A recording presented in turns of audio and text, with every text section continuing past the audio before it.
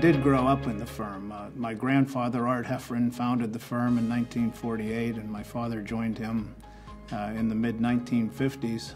We had the quote board going across the one wall, and you also had the ticker tape still coming out of a little glass dome. Our FINRA number is 053, and I believe 2 older firms in the country than ours. So we've been around for a long time.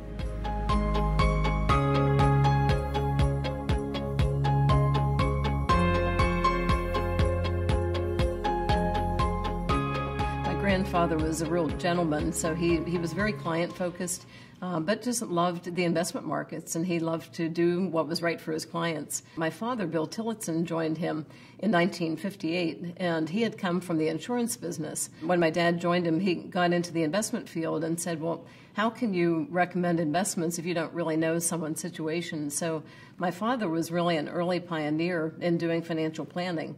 And we started doing what we call our master plan, which is a complete financial plan for clients before that term was really even popular.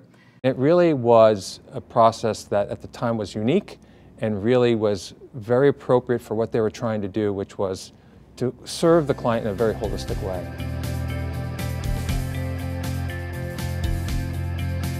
Succession planning, I think, is really part of our DNA, which is something that is unique in terms of what Hefren-Tillotson has done, because I think, ironically, within our industry, many financial advisors are working with clients on their own succession planning, only to find out that within their own firm, they failed to do so. What makes Hefren-Tillotson different is they've grown through 4 generations of family ownership. We've been through 2 successions. We went from the succession of my grandfather, Art Hefren, to my father, Bill Tillotson. My father then was in charge for a very long time, and my father, when he was in his 60s, decided that he needed to start transitioning the leadership. What we do in this process is really guide them, and we use ourselves as an example, and I could cite numerous client relationships that we have been very, very successful in helping them on that transition.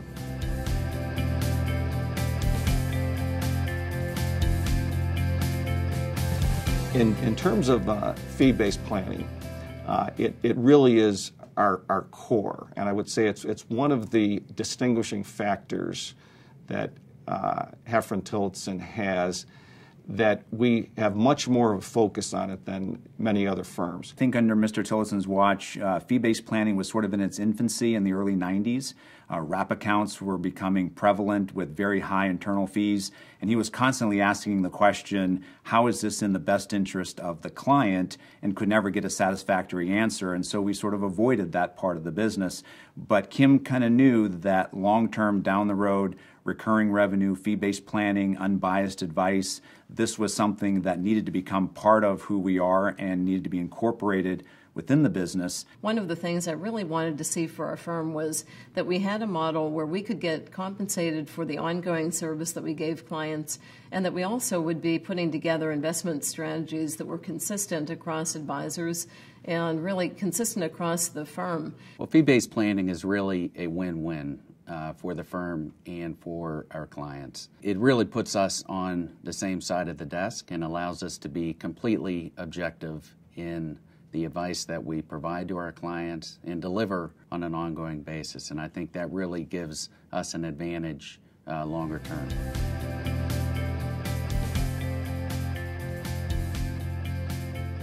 Today we have 6 offices, we have over 200 employees, and we've really built out the divisions. When we went to the fee-based planning, some of the other things we were doing were building out our investment advisory group.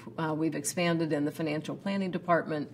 We have a great insurance department. So we have grown with all those departments supporting the client-advisor relationship. And I really think that's what's allowed our advisors to also grow their business, because they're supported by such a great team.